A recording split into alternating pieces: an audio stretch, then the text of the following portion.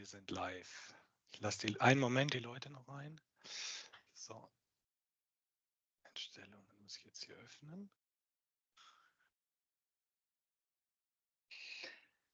Herzlich willkommen zu unserer Ask the Expert Session. Wir lassen noch alle eintrudeln aus dem Wartebereich.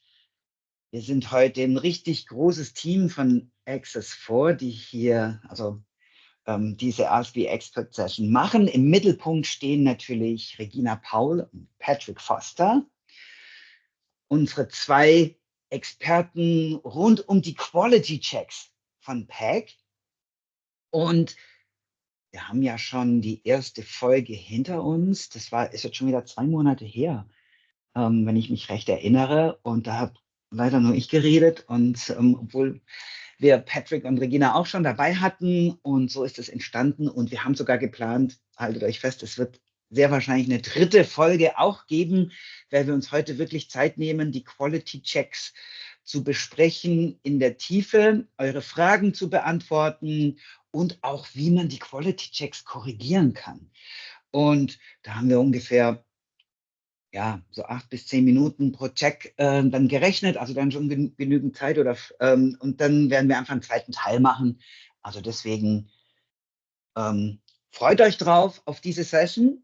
Noch ein paar organisatorische Hinweise. Also wir zeichnen natürlich auf. Es gibt die auch wieder im Nachgang. Es wird sie auch mit englischen Untertiteln geben. Das war schon so, dass die erste Folge, die Quality Checks, die wurden wahnsinnig nachgefragt aus dem englischsprachigen Raum. Und vielen Dank, Mirjam und ihr Team, die haben diese Untertitel dann gemacht. Das ist immer ziemlich viel Arbeit, weil wir nehmen natürlich nicht die automatischen, man muss die korrigieren. Da kommt ja auch manchmal ein bisschen Blödsinn raus. Und Stichwort automatische Untertitel. Ihr habt die Möglichkeit, über weitere, die 3 Punkte oben in der Menüleiste und dann Sprache und Sprechen, dort die Live-Untertitel zu aktivieren, wenn ihr das braucht. Und ansonsten sind wir beim professionellen Du hier, wenn ihr Fragen habt. Und das Allerwichtigste, wir werden nach jedem Quality-Check in den Chat gucken. Das ist meine Aufgabe, die anderen helfen mir dabei dann. Habt ihr Fragen gestellt? Und wir werden die nach jedem Quality-Check beantworten, immer einen kurzen Block haben. So kann man sich das viel besser im Kopf behalten. Also stellt fleißig eure Fragen zu einem Quality-Check, wenn ihr es nicht versteht, wenn ihr nicht wisst, wie ihr das regeln müsst oder ihr seid mal auf komische Meldungen gestoßen in Bezug auf einen Quality-Check und ihr wusstet nicht, was es damit auf sich hat. Heute könnt ihr all diese Fragen loswerden. Und dann mache ich auch schon Schluss und sage, also freue mich darauf, auf diese Session mit Regina und Patrick und hey, Bühne frei. Dankeschön, Markus. Danke. Also, I can start. My name is Patrick, and I will explain the first quality check, which is validity of document title or Gültigkeit des Dokumenttitels. This check determines if a document title has been automatically generated or not. So, for example, if it looks like it's a file path, if it looks like it's a file name, my PDF.pdf, and if it doesn't appear like it has been generated, then we have a pass. And so, Regina? Yes. Ich spreche Deutsch. Ich zeige jetzt anhand eines Beispiels, wie man diesen Fehler korrigiert. Dazu teile ich. So, wir haben hier PAG. Ich habe ein paar Beispieldateien vorbereitet.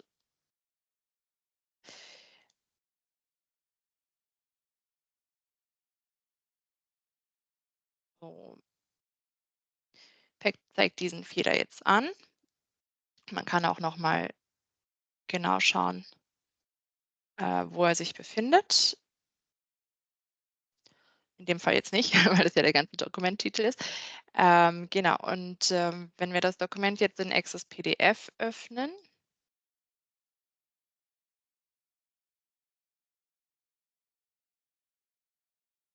können wir diesen Fehler beheben, indem wir bei Einstellungen, hier sieht man schön, dass das Punkt PDF hinten dran steht. Dadurch wurde der Fehler dann erkannt. In dem Fall kann man ihn jetzt schon beheben, indem man das PDF, Punkt PDF entfernt und hier auf den Haken klickt. Ich mache es nochmal größer. Genau, dann speichere ich das und öffne es noch einmal in Pack,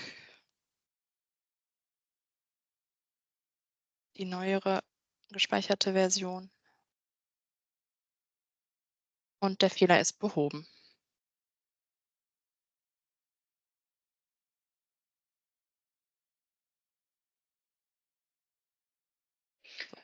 Super. Ich glaube, du hast noch mehr Beispiele, aber wir gucken mal kurz, ob es schon erste Fragen gibt. Also jetzt zu diesem ersten Check, zu diesem ersten Quality-Check, die Gültigkeit des Dokumenttitels. Ich habe eine Sache vorhin vergessen. Ich hatte vergessen, dass wir so heute in gemischten Sprachen, Englisch, Deutsch, diese Session machen. Also Patrick ist der Hauptentwickler an PAC und er ist gebürtiger Kanadier. Und da haben wir gesagt, hey, für diese Session darfst du auf Englisch sprechen, das ist gar kein Problem. Und normalerweise machen wir die Ask Me Expert Sessions auf Deutsch. Und wir haben nämlich eine Regel bei uns im Unternehmen. Also wir haben ja mehrere Leute mit unterschiedlichen Nationalitäten und wir sagen, reden darf jeder in seiner bevorzugten Sprache. Also das ist so eine, genau. Ich meine, solange es die anderen dann auch wirklich verstehen, also meistens in Englisch ist es dann. Und so kommt es jetzt auch hier, dass wir hier eine gemischte Session haben. Ihr dürft eure Fragen auf Deutsch stellen oder auch auf Englisch, wenn ihr wollt. Gibt es Fragen zu diesem ersten Check? Genau, hier ist schon eine Frage. Es gibt doch eine neuere Version vom Pack. Gibt es da Veränderungen im Bereich Qualität? Ja. Ich glaube, Regina, du kannst das auch beantworten oder Patrick sogar. Also, wer möchte? Patrick, I vielleicht can du? I can Ja. take that question. Mhm. So some things have changed. However, for this example, I would say not much has changed. Most of the things that have changed in PAC have been either performance improvements or also the ability to choose a language. So I would say for the purposes of today, this is a sufficient version to be working with. Of course, we always recommend the most up-to-date version. However, given the update history, it's sufficient to be using this version of PAC for today. Everything that we show should be applicable for the newest version as well. And maybe what is interesting, Patrick, one check is deprecated. We have canceled it from a previous version. Exactly. I guess we have canceled it even in the, already in the beta versions. So the correctness of language attribute, or in German Korrektheit des Sprachattributs, has been deprecated since 24.1.00. So already a version or so ago. Mhm. Okay. Danke, Patrick. Genau. Okay, so shall we move to the next check? Next check. So, artifacted content on page body or Artefakt im Hauptteil der Seite. This check attempts to determine if there exists a structure element that has only, it detects if there's text on the page that has been marked as artifacted. And so if the marked content that has been artifacted intersects anywhere with the page, then we give you a warning. However, if it is towards the top or the bottom, which would typically be in a header or a footer, we allow this. And also if it is close to a figure structure element, as it quite often in our experience happens that you would have artifacted marked content near a figure.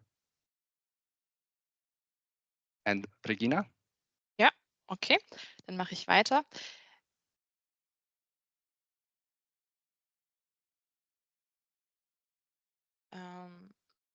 Genau, der Fehler wird wieder angezeigt. Diesmal wird er auch die genaue Position dargestellt.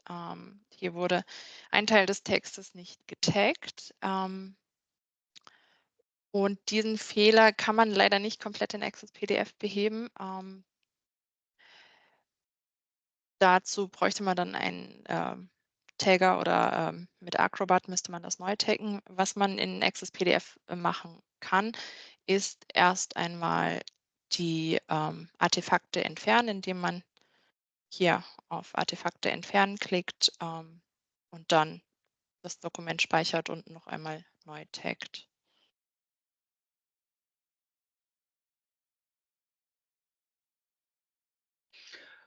Und vielleicht hier noch der Hinweis, Regina, wenn man die Artefakte entfernen, dieser Button, wenn ich den klicke, dann entfernt er mir alle Artefakte im Dokument.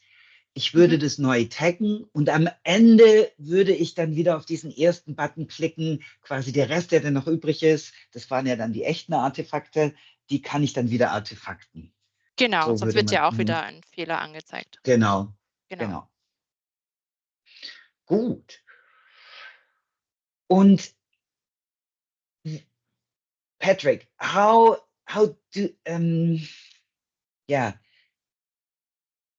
is it detected that it is in the main content? Well, so we attempt to, well, marked content, of course, has a bounding box or what you might call on it, so we can tell where on the page it is. And so, like I said before, we look and we try to determine that if we think it would be in a header or footer towards the bottom or the top, that's when we omit our check.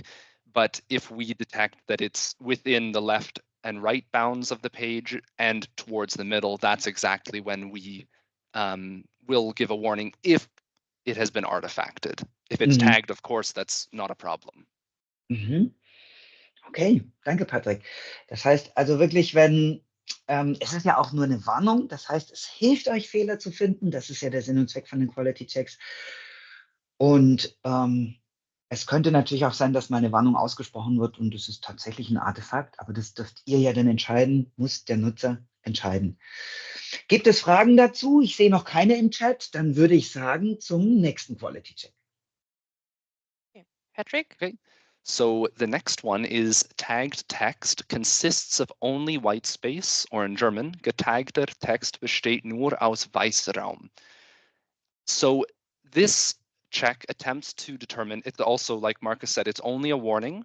It attempts to determine if there are structure elements, like it says, that contain only white space or are empty.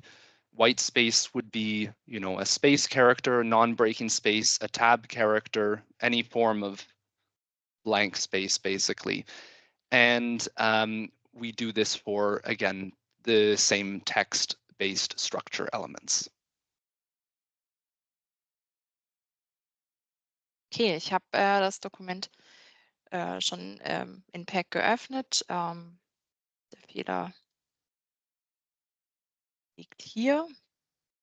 Das sind Leerzeichen, die getaggt wurden. Das können wir mit Access PDF beheben, indem wir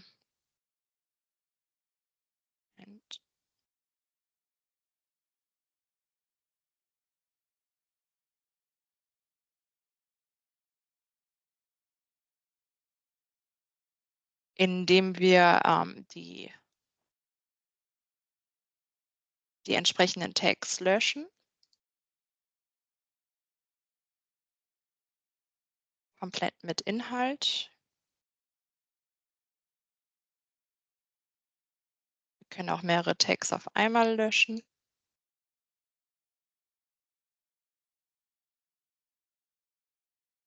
Jetzt ist hier noch ein zweiter Fehler. Ist mir gerade aufgefallen, dass kein Dokument-Tag vorhanden ist. Okay, und dann müssen wir die entfernten Tags noch als Artefakte markieren. Das Dokument speichern. Und dann schauen wir mal.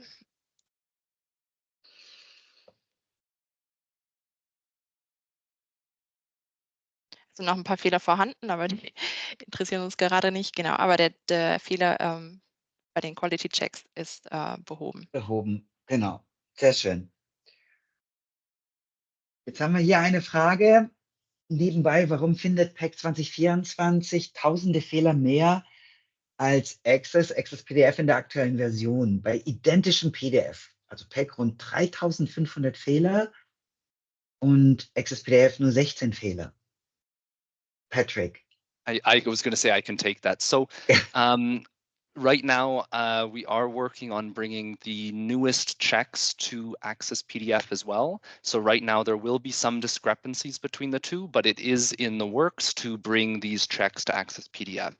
So it is on the way to unify everything across different programs. Und wo ist es, kannst du ein bisschen was dazu sagen, wo ist es strenger oder wo ist die Differenz, weil du ja weißt, was du gemacht hast, deswegen. Well, of course, without the PDF, it's hard to say, but basically there are some cases where previously we were not performing all checks so strictly, especially when it came to actual text. And now we are oftentimes bypassing actual text because while in the view of a screen reader or some sort of assistive device, this plays a purpose and replaces all the content, in the actual structure of a PDF, it still matters how these structure elements, how all of these other components interact with each other. So there will be some more strictness to the checks, but we're hoping that is only going to help you make sure that the PDFs are even that much more accessible. Und ich glaube, ich bin mir nicht sicher, Patrick, ob das auch eine Rolle spielt. Wir haben manchmal, wenn ein Fehler aufgetreten ist, haben wir aufgehört zu prüfen und jetzt überspringen, also ein Fehler, den wir nicht verarbeiten konnten, dann wurde nicht weiter geprüft. Und ich glaube, das könnte auch noch ein Grund sein, oder? Absolutely, yeah. Like you said, now we are hopefully being a bit more resilient with our handling of errors or handling of various PDFs with interesting features.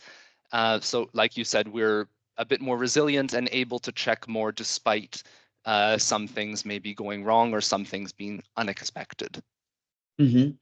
Also, wir können euch beruhigen, das PDF ist nicht besser, es wird nicht besser, wenn ihr es mit Access PDF prüft, weil es dort weniger Fehler anzeigt, sondern sehr wahrscheinlich, also einer der beiden Gründe oder vielleicht sogar beide Gründe, die Patrick gerade beschrieben hat, kommen da dann zum Tragen.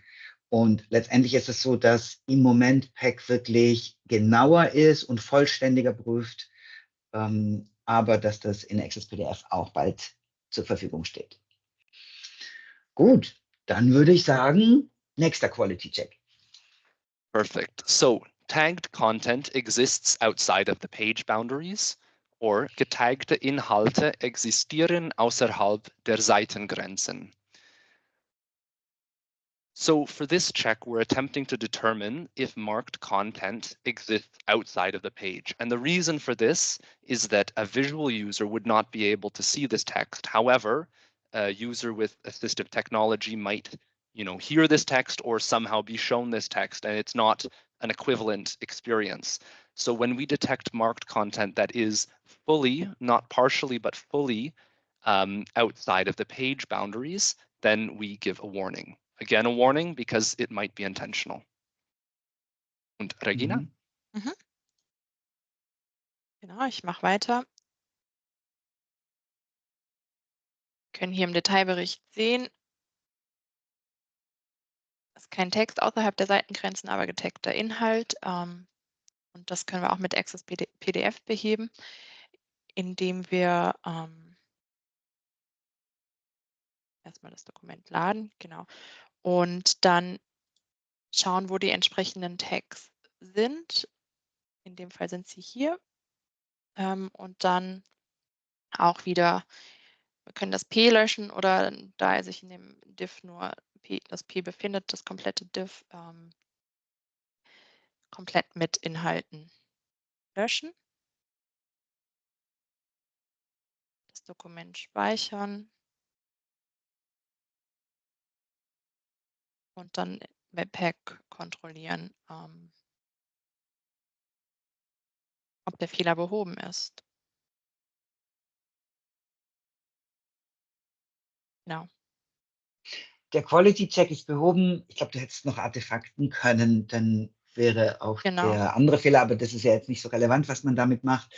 Ich meine, im Endeffekt, typischer Fall ist ja, wenn man, ich glaube, in InDesign macht man das ganz gerne, dass man irgendwie so Sachen, die man gerade in der aktuellen Broschüre nicht braucht, dann hat man die an der Seite liegen.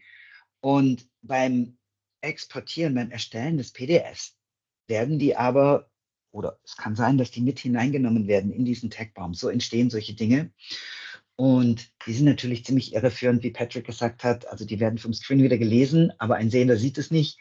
Und meistens ist es dann auch Unfug, weil es überhaupt nicht im Kontext steht zum eigentlichen Inhalt.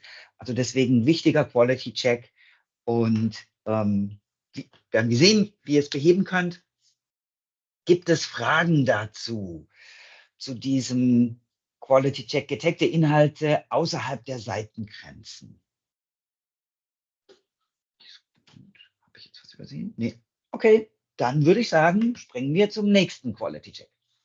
Great. So the next one is presence of headings or Vorhandensein von Überschriften gibt. Thank you for your patience with my German.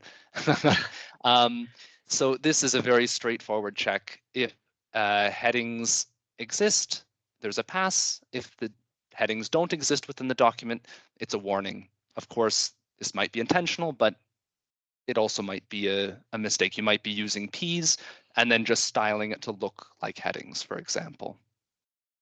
So, Regina? Okay, danke, Patrick. Genau. Dann schauen wir uns den Fehler erstmal wieder bei Pack an. Genau, hier kommt eine Warnung. Diesmal nicht bezogen auf die korrekte Stelle im Dokument, sondern generell wieder. Dann schauen wir bei Access PDF.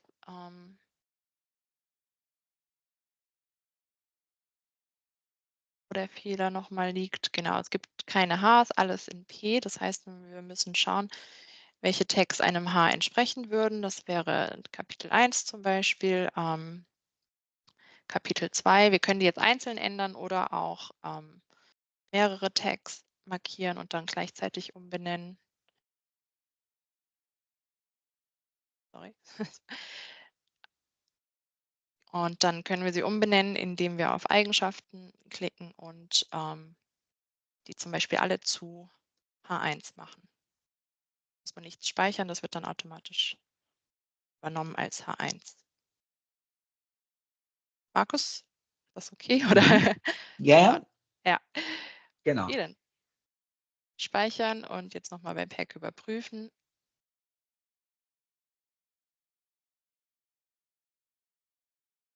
Und die Warnung ist verschwunden. Super. Fragen zu diesen Überschriften, Quality Check, das hilft natürlich, besonders auch so schwarze Schafe, sagen wir mal, zu identifizieren, weil wir immer mehr in der Wildnis draußen Dokumente gefunden haben, die zwar Tags haben, aber überhaupt keine Überschriften. Und wenn es dann mehrseitige Dokumente sind, dann ist es wirklich mühsam, weil wenn es keine Überschriften gibt, dann kann ein Screenreader-Nutzer nicht richtig springen, also Blöcke überspringen. Und das ist sehr, sehr nervig. Hier ist jetzt eine Frage. Was? Genau, ja. Nee, Regina. was sich auch auf den nächsten Check dann schon bezieht, dass man natürlich noch die Lesezeichen erstellen muss. Das zeigen wir aber sowieso gleich. Genau. Es gibt eine Frage, was ist, wenn das Dokument nur aus Text besteht und wirklich keine Überschrift hat? Wie bekomme ich die Fehlermeldung dann weg? Ja, das ist eine gute Frage. If I can jump in. So in this case, that's why we have it as a warning, because it really might be intentional. It might not be a problem. However, for many PDFs, this might be worth looking into. And so that's why it's only as a warning. You can choose to ignore it if this is intentional, but in many cases, I would imagine that some people might just have done this by accident, and it's actually very helpful to manually verify that each of those was an intentional choice. Und was ich dazu noch sagen kann, ist, also wir haben das schon öfters gehört, dass das, also klar, es wäre natürlich schön, wenn man jetzt ein Dokument dem Kunden ausliefert, dass es so völlig auch ohne Warnungen ist, weil der Kunde nimmt dann vielleicht auch PAC, prüft es dagegen und findet, oh, da sind ja Warnungen drin. Mein Dienstleister hat nicht richtig gearbeitet. Und da haben wir schon überlegt, was man machen könnte. Es ist natürlich, es gibt schon die Möglichkeit, dass man sagt, okay, man muss das ja, eine Warnung muss immer durch einen Menschen gegengeprüft werden. Und da wäre es natürlich schön, wenn man sagen könnte, hey, ich, Markus Erle, habe das jetzt geprüft und ich finde, das ist keine Warnung, sondern das ist richtig so. Und das ist natürlich ein bisschen aufwendiger, diesen Mechanismus zu implementieren. Wir haben es mal auf der Roadmap oder Feature-Wunschliste drauf, so etwas. Das hängt natürlich ein bisschen davon ab. Ich meine, PAC ist ja ein Gratis-Tool. Wahrscheinlich wird es dann vielleicht auch eher mal in Access PDF eingebaut oder je nachdem, wie es mit PAC auch weitergeht. Wir bemühen uns ja auch da um Funding und übrigens auch für eine Mac-Version haben wir auch auf der Roadmap, auf der Feature-Wunschliste, falls die Frage noch irgendwo kommt. Und dann wäre das natürlich eine schöne Sache, dass man Warnungen nochmal durch einen Menschen gegengeprüft machen kann. Man kann sie nicht einfach wegklicken, weil stellt euch vor, sonst würde einfach jeder das einfach wegklicken. Man muss mit seinem Namen bürgen, das ist ja das Mindeste. Es muss irgendwie eine Qualitätssicherung dort rein, weil sonst kann man einfach sagen, ach, PAC, hier diesen Fehler, den überstimme ich, den auch, und dann habe ich ein sauberes Null-Fehler-Dokument von PAC und trotzdem sind die ganzen Fehler drin.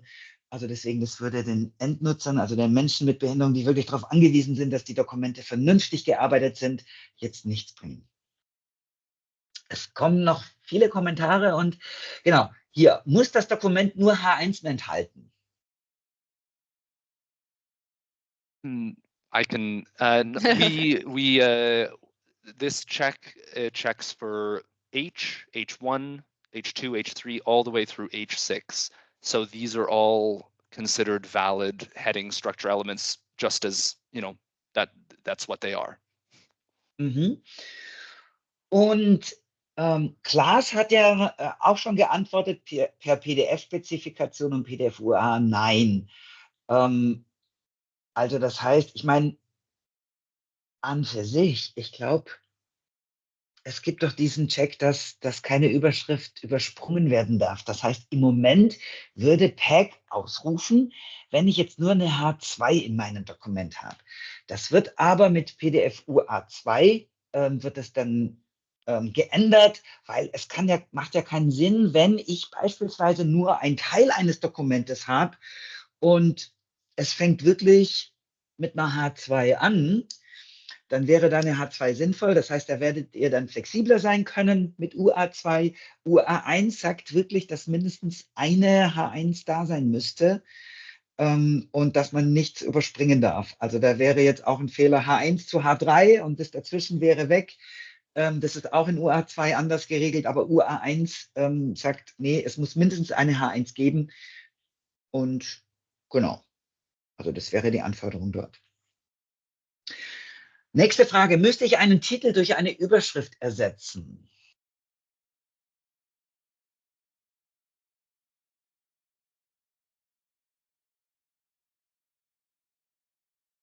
Also, das kommt, ja, also sorry, das kommt natürlich aufs Dokument an, aber Titel ist Titel und ja, Markus, was meinst du? Ich denke, genau, müsste wenn es gehen, ein echter Titel ist, muss es natürlich nicht ersetzt werden. Es könnte ja sein, dass es ein Dokument gibt, das einen Titel hat, also ein Element, das als Titel ausgezeichnet ist im Tagbaum, aber keine Überschriften. Dann wäre alles okay, es kommen halt die Warnungen, wir können sie noch nicht wegklicken, aber das könnte schon okay sein, wenn es tatsächlich keine Überschriften gibt im Dokument, könnte ich mir schon vorstellen. Also deswegen, nee, muss man nicht unbedingt, sondern einfach, wenn man sagt ja semantisch angemessen. Das heißt, es muss die Semantik des Dokumentes, also das, was das Dokument in der Dokumentansicht zeigt, das angemessen wiedergeben im Strukturbaum. Ja, Das heißt, wenn ein Sehender dort jetzt irgendwie Überschriften hat und erkennt, dann sollte das auch in der Struktur wiedergegeben sein. Wenn der aber keine Überschriften hat und nur einen Titel da ist, dann gibt es natürlich nur einen Titel. Und die nächste Frage, kann man auch eine sinnvolle Reihenfolge checken? H1, H2, H3, H2, Patrick. I think you mentioned this already about the not jumping between levels, heading levels. So the way that it works right now, like you said, is you would start it at H1, H2, H3. You can jump back to an H1, but the point is if you go down the list, if you increase the numbers of the heading, you can't skip over. So H1, H2, H4 is a mistake, whereas 1, 2, 3, 4, 1 is not a mistake. Mhm. Und hier nur der Vollständigkeit halber, weil das hatte ich mal in der Schulung, da habe ich das auch so gesagt und dann haben alle Leute immer H1, H2, H3 und zwar die erste Überschrift ist eine H1, die zweite ist eine H2, die dritte ist eine H3, die vierte ist eine H4. Und ich sage, Moment, ihr müsst schon das Überschriften, also die Gliederungsebene, dafür ist die da. Das heißt, es könnte sein, fängt mit einer H1 an, es gibt 5 H2 und dann gibt es erst eine H3. Also das kann natürlich schon sein, aber ihr dürft nach unten hin, wenn es tiefer wird, dürft ihr keine überspringen. Genau. Gut. Dann würde ich sagen, nächster Check. So the next check is presence of bookmarks if there are headings and Vorhandensein von Lesezeichen, wenn es Überschriften gibt. So this check applies if the document has headings but no associated bookmarks. This is a failure. So if you have H1, H2, all those, then there also have to be bookmarks present in the document. If there are no headings present, then this check does not apply. Regina? Danke Patrick. Ja. Genau, dann schauen wir mal bei PEC. Das ist tatsächlich auch keine Warnung, sondern ein Fehler. Genau, das lässt sich in XPDF ganz einfach beheben.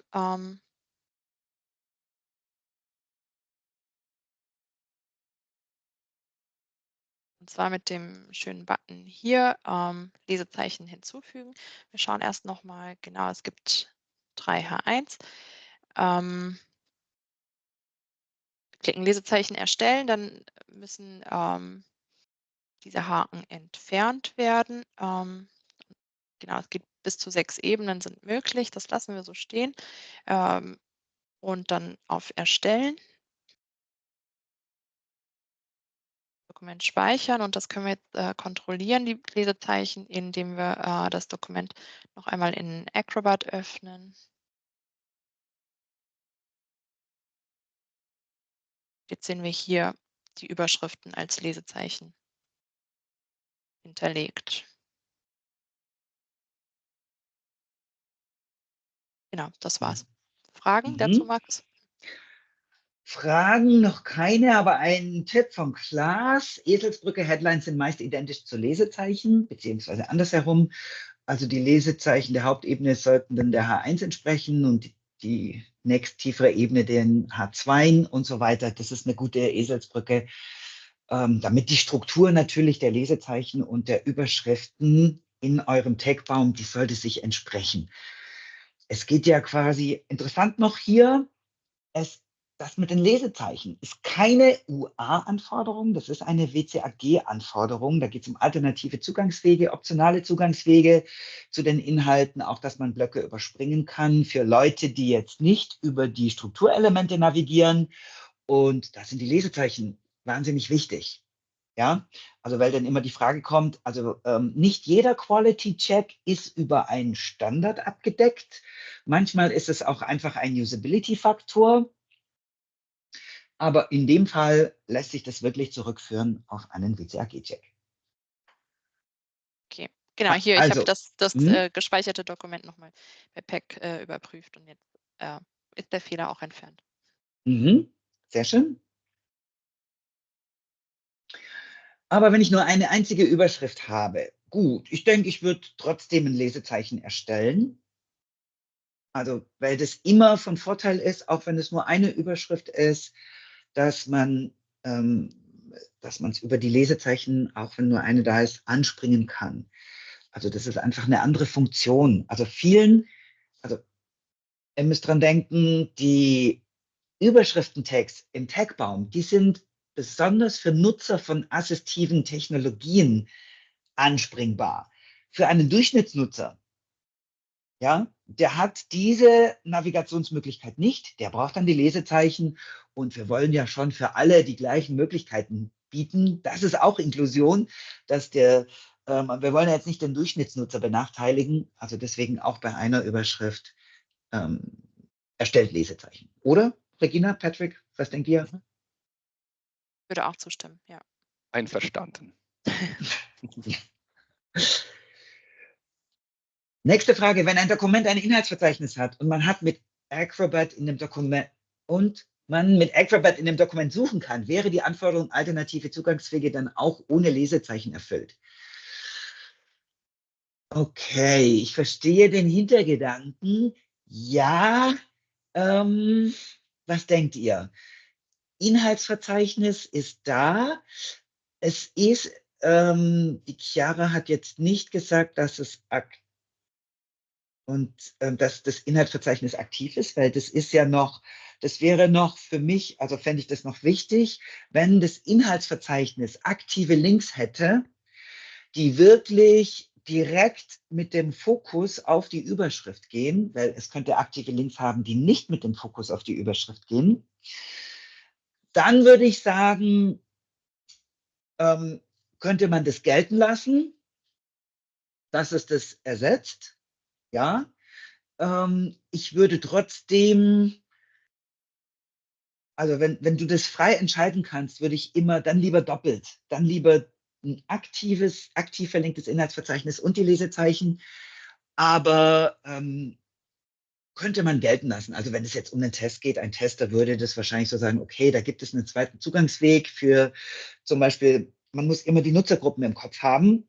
Für Nutzer von Zoom-Software oder sie vergrößern es im Adobe Reader und dann müssen sie auch diese klickbaren Überschriften haben mit genau dem Fokus auf die Überschrift.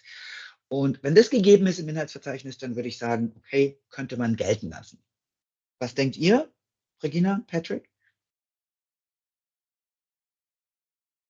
Ja. It sounds sensible to me. Ja. Ja, guter Hinweis noch von Tom, Lesezeichen ist immer sichtbar, Inhaltsverzeichnis nur am Anfang vom Dokument. Das ist natürlich ein guter Punkt.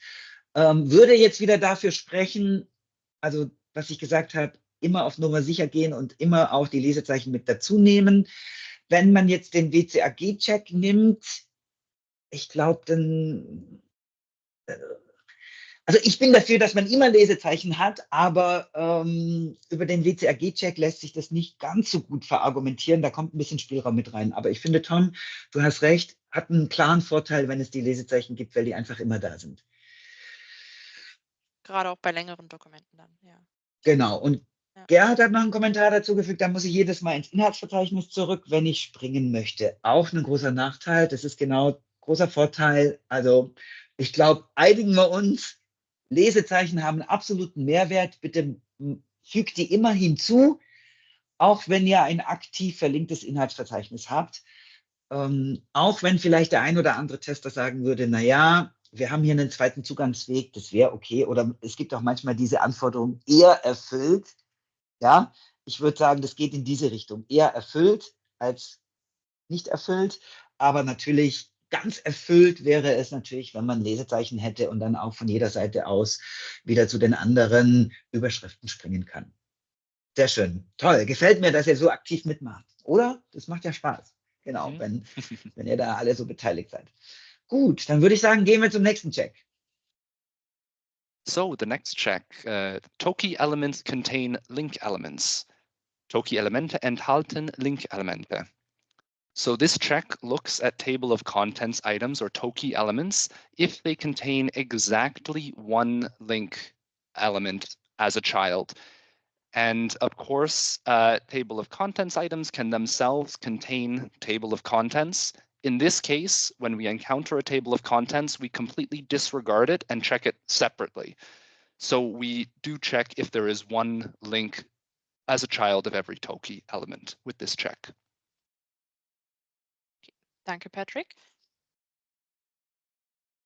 Ich mache weiter. Ja, hier sind jetzt noch mehr Fehler, aber wir kümmern uns ja hauptsächlich um diesen jetzt genau als Warnung hinterlegt. Das können wir in Access PDF beheben.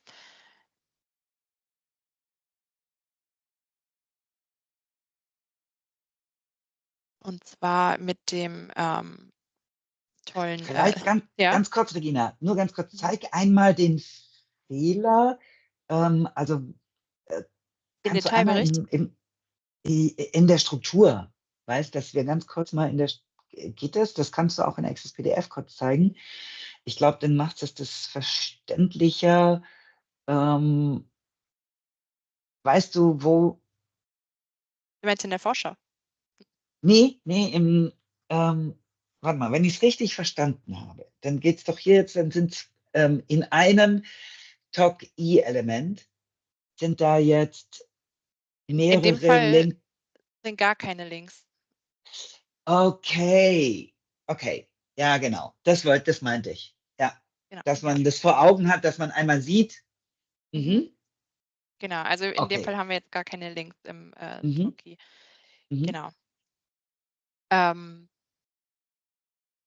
Genau, das wird können wir beheben mit, indem wir auf das TOC klicken und dann Inhaltsverzeichnis verlinken.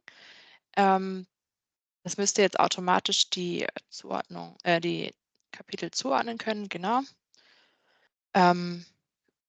Falls das nicht automatisch korrekt zugeordnet wird, können wir das auch manuell nochmal beheben. Und zwar, indem wir schauen, wo die passende Überschrift ist.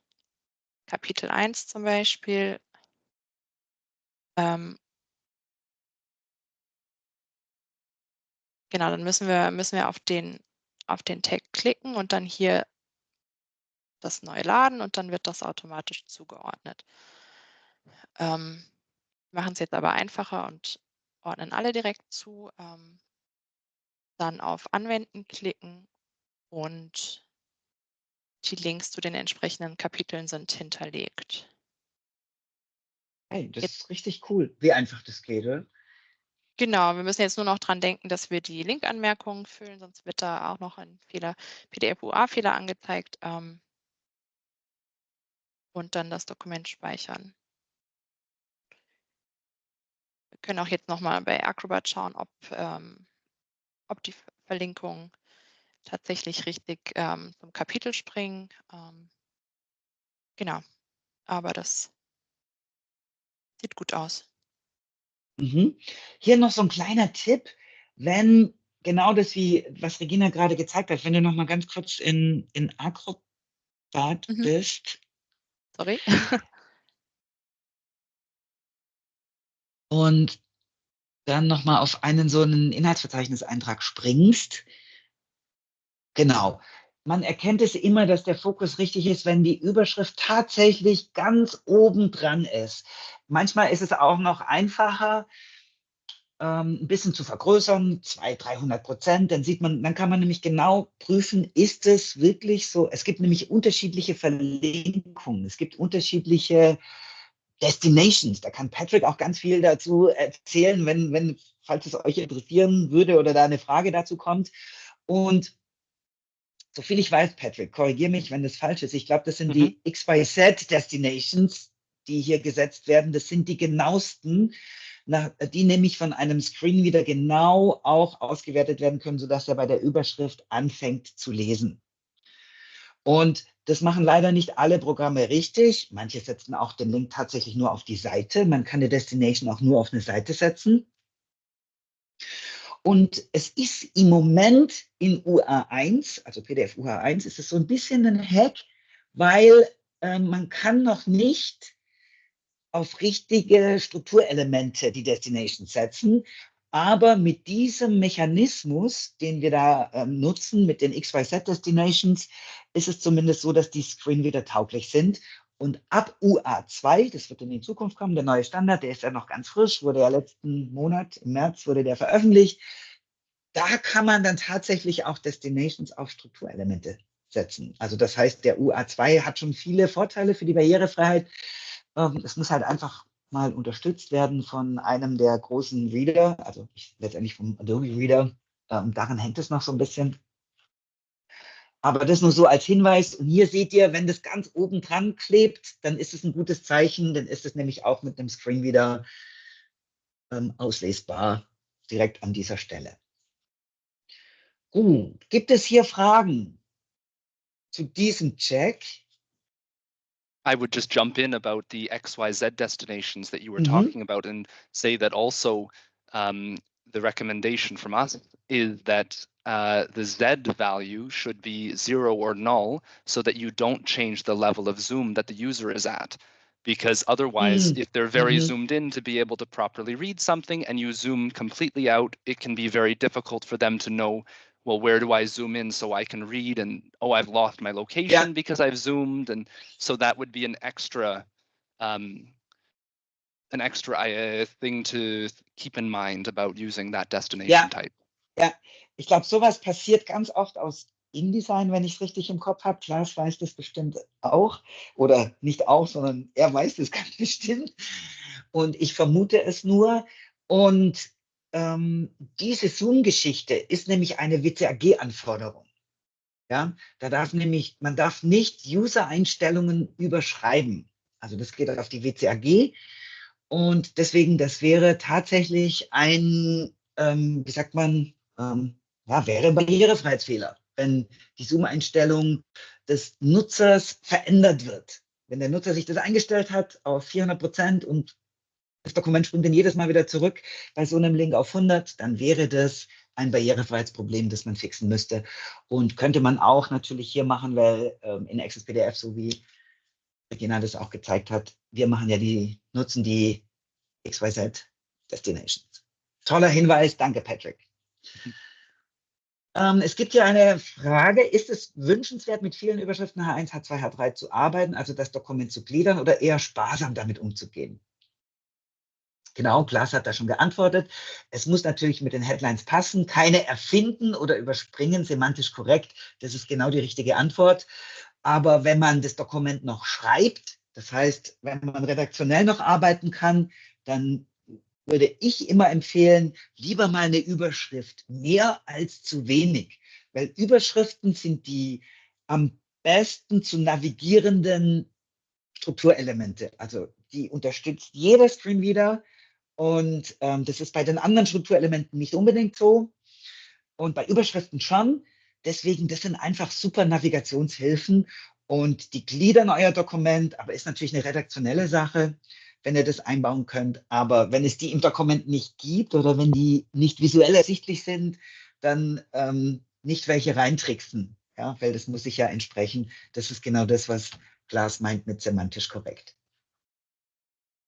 Gut. Ich glaube, einen Check kriegen wir schon noch unter und das ist, glaube ich, auch noch mit Inhaltsverzeichnis. Genau. Es gibt noch eine Frage hier dann würde ich sagen, greifen wir die noch auf. Darf ein Inhaltsverzeichnis nur aus H1-Überschriften bestehen, wenn ich auch H3s, also H2 und so weiter habe? Wie sieht das aus? Da muss ich jetzt gerade passen. Ich meine,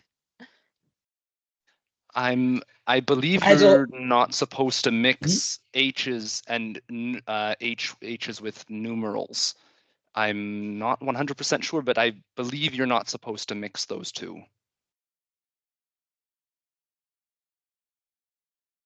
No, Patrick, I think the question was whether you can make a table of contents with just H1s. My apologies. Sorry, I misunderstood. Ja. Also, es darf natürlich daraus bestehen, wenn es im Dokument, also ich glaube, ich verstehe die Frage so, sonst bitte nochmal nachhaken.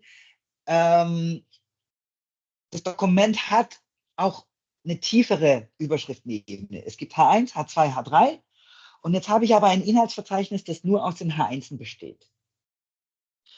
Und jetzt ist die Frage, wer trotzdem die Anforderungen erfüllt, jetzt optionale Zugangswege zu haben.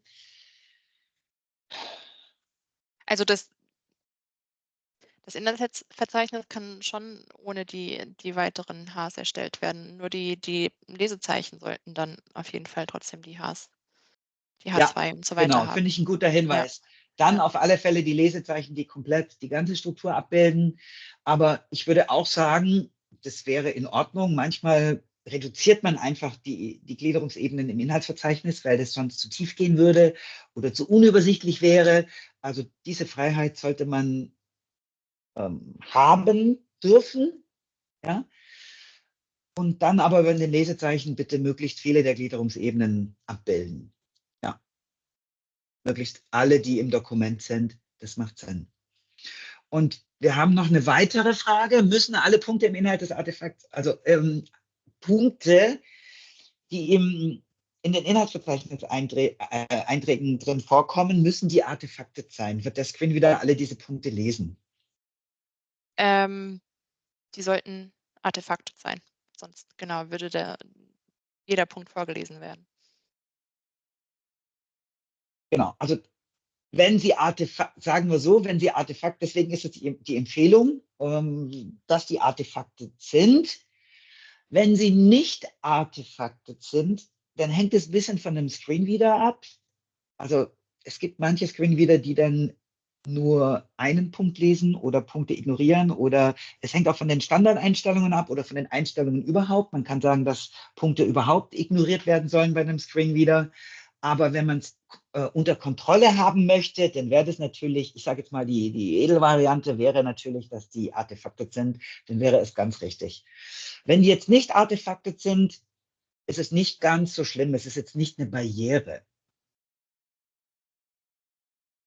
Wir entfernen sie auf jeden Fall immer. Machen sie zu Artefakten. Genau, nee, das ist Ja. immer die also die Luxusvariante, klar. Und dann hier noch ein Hinweis von Thomas. Aus Sicht eines sehbehinderten Users, je mehr Überschriften, umso besser. Genau, das bestätigt das. Muss leider schon weg. Vielen Dank und viel Spaß noch. Ja, danke, dass du dabei warst. Dir auch noch einen schönen Nachmittag. Und Rainer sagt, in InDesign besser mit einer punktierten Unterstreichung arbeiten, statt echte Punkte zu nehmen. Ja, das ist ein guter Hinweis. Ja. Und Renate, sind die Punkte bei Umwandlung mit Access Word automatisch Artefakte? Oh, Renate, da stichst du jetzt in einen wunden Punkt. Nein, sind sie noch nicht. Die sind dort noch nicht artefaktet. Und das ist ein großer Wunsch von mir, steht auch auf der Feature-Liste. Ich hoffe, dass das in einem der nächsten Releases tatsächlich umgesetzt wird. Im Moment gibt es noch kein Programm, kein einziges, das das wirklich artefakten würde. Und wenn Regina sagt, wir artefakten das, dann ist es so, dann sind es die Dokumente, die manuell getaggt werden. Dort hat man natürlich eine ganz andere Einflussmöglichkeit. Und es ist leider so, dass solche Inline-Elemente, die zu identifizieren, das ist immer ziemlich diffizil zu implementieren, aber wir haben das auf der Liste. Gut, dann würde ich sagen, schaffen wir noch einen Check. Der hat ja auch noch mit dem Inhaltsverzeichnis zu tun. Mhm. Ich glaube, den nehmen wir noch mit rein und dann gibt es das andere, packen wir dann in die Fortsetzung. Alles klar. So the next check is Toki elements are correctly linked to headings. Toki Elemente sind korrekt mit Überschriften verlinkt. So this check attempts to determine where a Toki element is pointing to, where it will jump in the text, and determines if there exists a heading at that location with text that seems to match the table of contents item. And like Marcus was talking about with the different explicit destinations, some of them we consider either accessible or somewhat accessible, and some are just plain not accessible. And so, Regina? Genau, diesen Fehler müssten wir erstmal in Acrobat bearbeiten.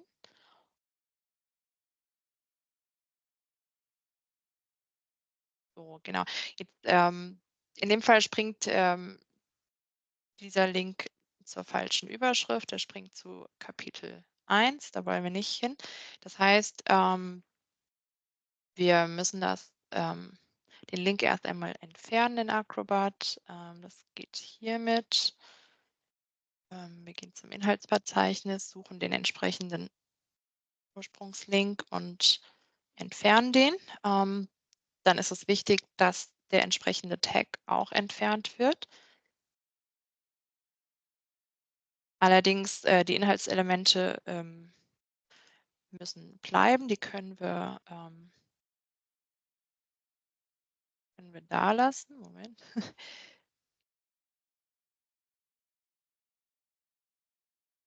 Manchmal will er nicht.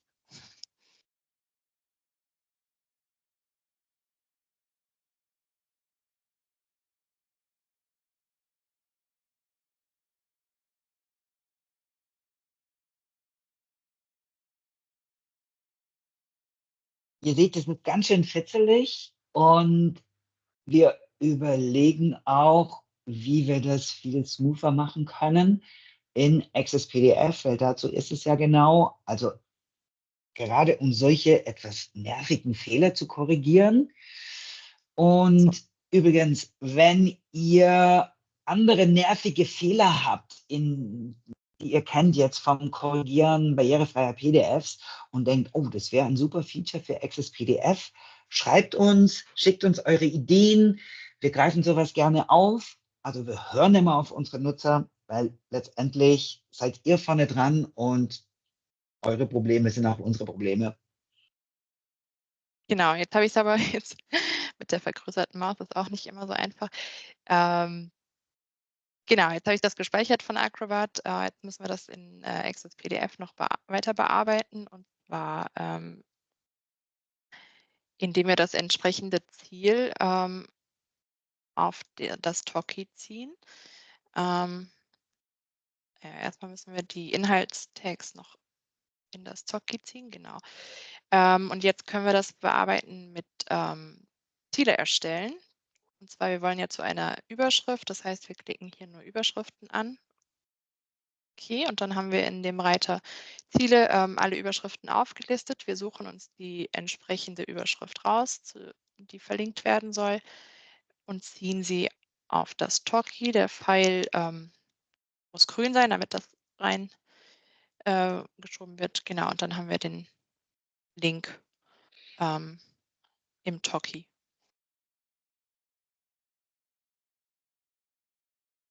Genau, und natürlich auch die Linkanmerkung füllen. Mhm. Super. Also wir setzen dort immer XYZ-Destinations. Ich glaube, es gibt noch einen zweiten Destination-Typ, der auch okay wäre, Patrick. Du hast vorhin erwähnt, den wir auch gelten lassen.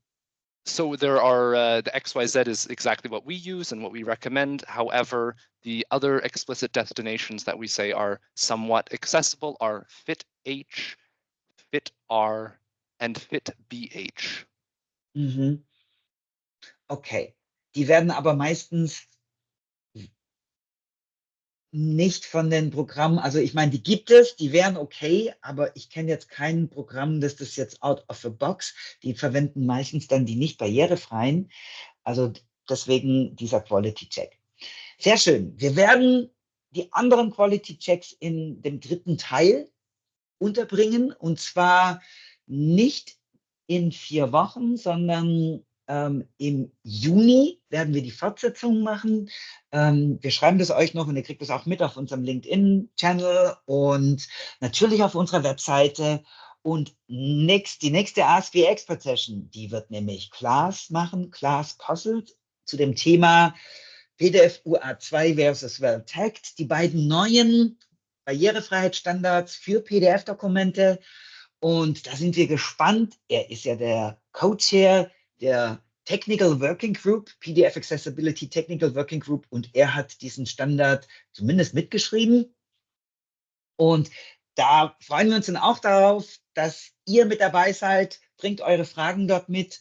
Und Miriam postet schon den Link wo ihr eine Übersicht zu unseren Events findet, zu unseren kostenlosen Webinaren.